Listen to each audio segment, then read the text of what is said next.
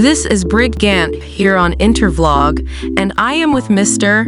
Jobins. With Frank Jobins, telling you what happened around the world. A CJ badmouths Israel for 35 minutes, then Israel wins, said analysis. This was about whether a global sanctions movement against Israel would get a new huge club to wield against the Jewish state.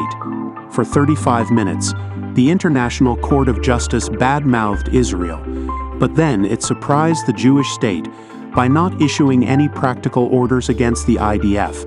There was no order to cease the war, and there was no order for the IDF to withdraw from Gaza. The most troubling practical item in the ruling for Israel is the need to report back to the ICJ in 1 month, something which leaves the door open to a more serious order at that time. All of the other measures that the ICJ ordered are items which Israel says it agrees with in general. Facilitate humanitarian aid, and prosecute Israelis who engage in illegal incitement against Palestinians.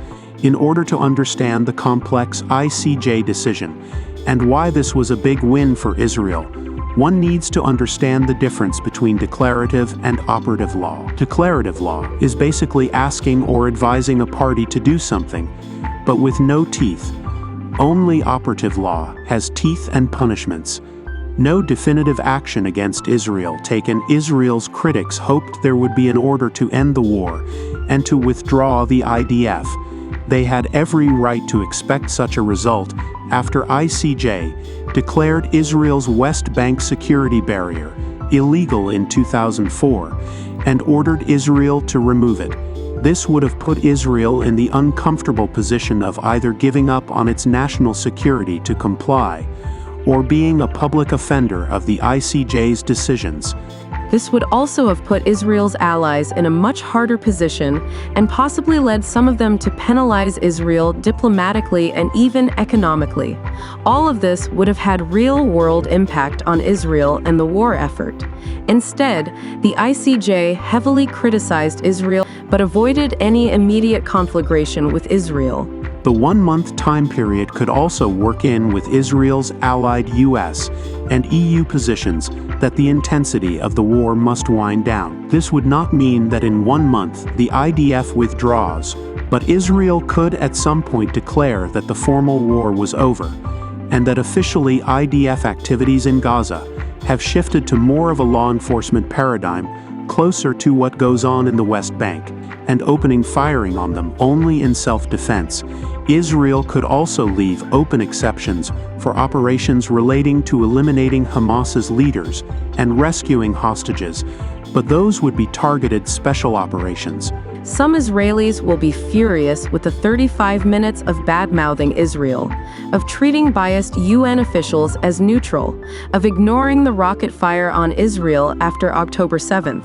The judges did recognize October 7th, of ignoring Israel's massive efforts to evacuate Palestinian civilians and avoid harming them even at the cost of allowing Hamas leaders to escape, and of leaving out Hamas's systematic abuse of hospitals, mosques, schools, and all of Gaza as one big human shield. But that was not what this game was about. The rhetorical battle was never going to go Israel's way. This was about whether a global sanctions movement against Israel would get a new, huge club to wield against the Jewish state. And on that issue, Jerusalem just dodged a massive bullet. Top UN court says Israel must take all measures, but stops short of calling for ceasefire. The UN's top court ordered Israel to prevent against Palestinians in Gaza, but stopped short of calling for Israel to suspend its military campaign in the war-torn enclave, as South Africa had requested. In a hearing in The Hague, the Netherlands, on Friday, the International Court of Justice, ICJ, said Israel must take all measures to limit the military campaign, and ensure access to humanitarian aid. South Africa had accused Israel of violating international laws written in the wake of the Holocaust and wanted the court to order Israel to cease fire in Gaza. While the ICJ did not order Israel to end its war, the case would be dismissed outright. Friday's decision related only to South Africa's request for emergency measures. The ICJ's decisions are binding and cannot be appealed, but it has no way of enforcing them. In 2022, it ordered Russia to immediately suspend its invasion of Ukraine. But Moscow's war rages on nearly 2 years later. Israel had already indicated it would not accept the ICJ's orders. Nobody will stop us, not The Hague, not the axis of evil, and not anybody else, Israeli Prime Minister Benjamin Netanyahu's office wrote on X. The court's panel ordinarily comprises 15 judges, but was expanded in this case by additional judges from South Africa and Israel. Israel's judge, Aharon Barak, an 87-year-old Holocaust survivor and former president of the country's Supreme Court, voted in favor of 2 of the emergency measures, and to ensure aid can enter the enclave. While South Africa said it was disappointed that the court did not order a ceasefire, its Foreign Minister Naledi Pandor said she believes Israel will have to observe one if it is to comply with the other measures ordered. In exercising the order, there would have to be a ceasefire, she said after the hearing. Without it, the order doesn't actually work. Despite the court's ordering emergency measures, Israeli Prime Minister Benjamin Netanyahu hailed the ruling as a rejection of discrimination against his country. Like every country, Israel has an inherent right to defend itself, he said in a short video message. The vile attempt to deny Israel this fundamental right is blatant discrimination against the Jewish state, and it was justly rejected.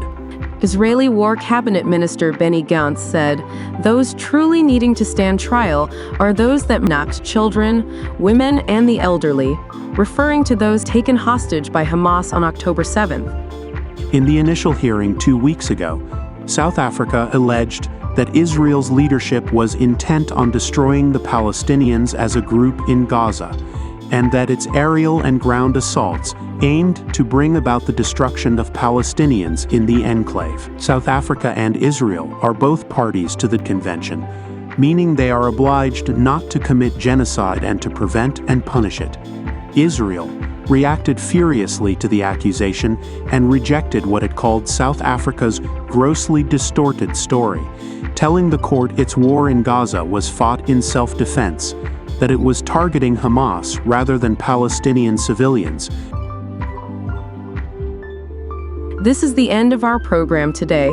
See you on Intervlog same time tomorrow. Thanks for watching. Please like and subscribe to my channel and press the bell icon to get new video updates. Thank you for watching Intervlog. Thank you.